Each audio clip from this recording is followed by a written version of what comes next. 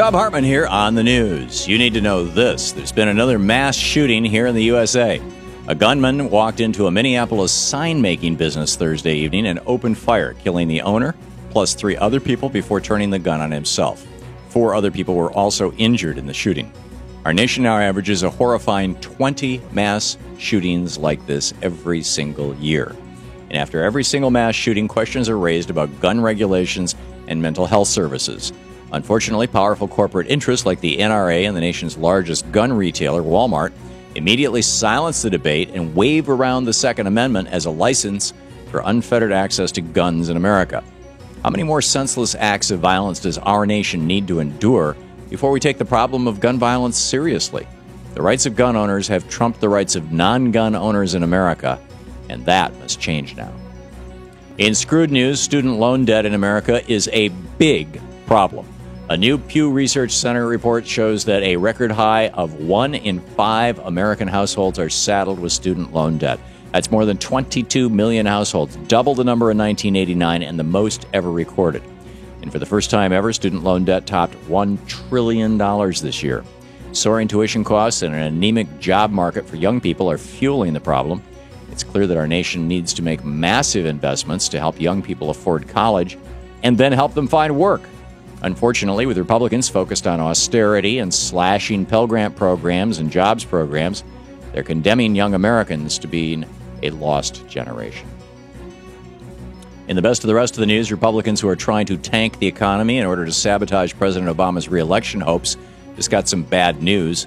The U.S. Department of Labor is out with revised job numbers showing that President Obama actually added nearly 500,000 more jobs as of March 2012 than was previously thought. That means that since February 2010, the economy has added 4.4 million jobs. That's more than the jobs lost in the first year of President Obama's administration when the Bush economy was in complete freefall. In other words, despite the worst economic recession since the Great Depression, and despite continued attempts by Republicans to stop job creation, this president has presided over a net increase in jobs.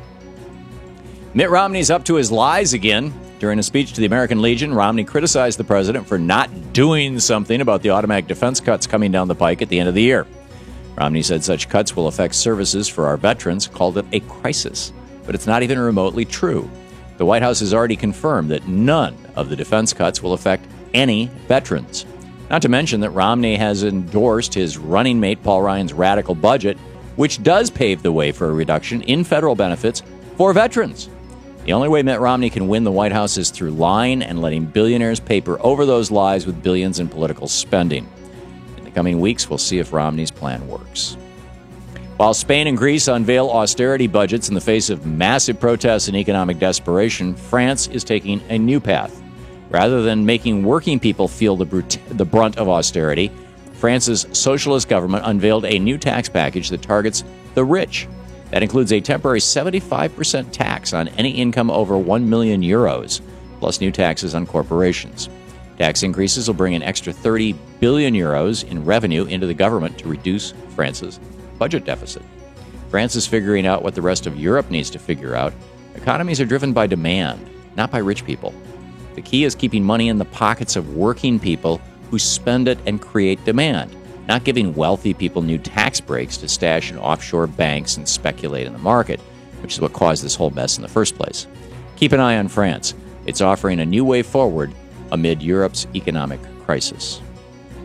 Fox so-called news personality Mike Huckabee is sending a message to Republicans in Congress.